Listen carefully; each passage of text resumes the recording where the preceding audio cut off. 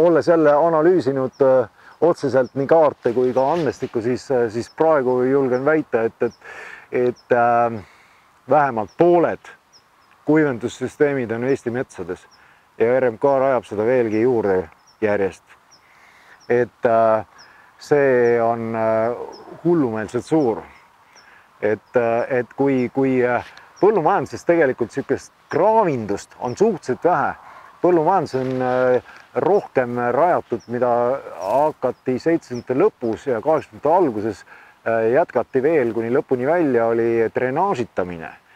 Aga drenaažid rajati tavaliselt vähemalt meetri sügavusele, kui mitte sügavamale. Ja see on nüüd jälle üks teine point selle asja juures, et kuna need drenaažid on nii sügaval, siis drenaažidesse jõuab siiski enam-vähem filtreerunud vesi. Nüüd ainukene, mida ta teeb, on see, et ta rikub ära jõe veeolustiku. Ütleme veerežiimid.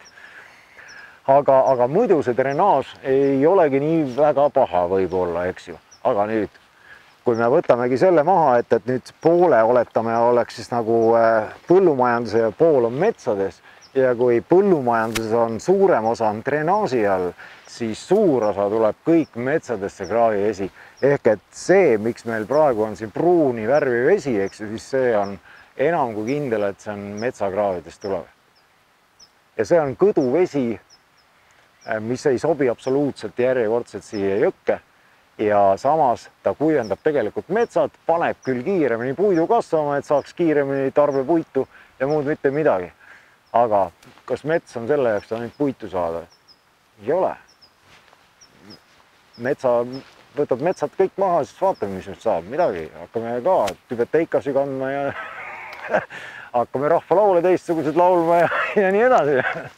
Et kuhu me siis niimoodi jõuame? Et siis ei ole enam seda Eestimaad.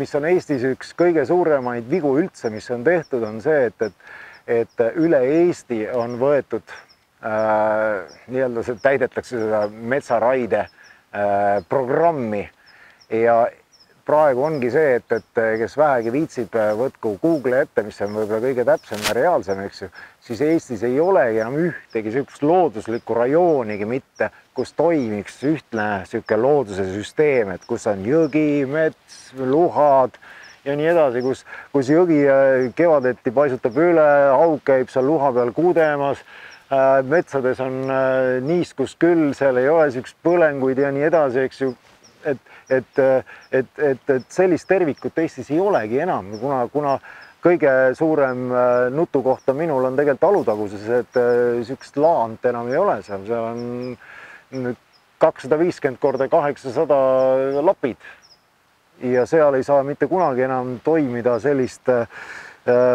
ökosüsteemi nii-öelda, et kus metsad ju hoiavad ka niiskus kinni, tarbivad.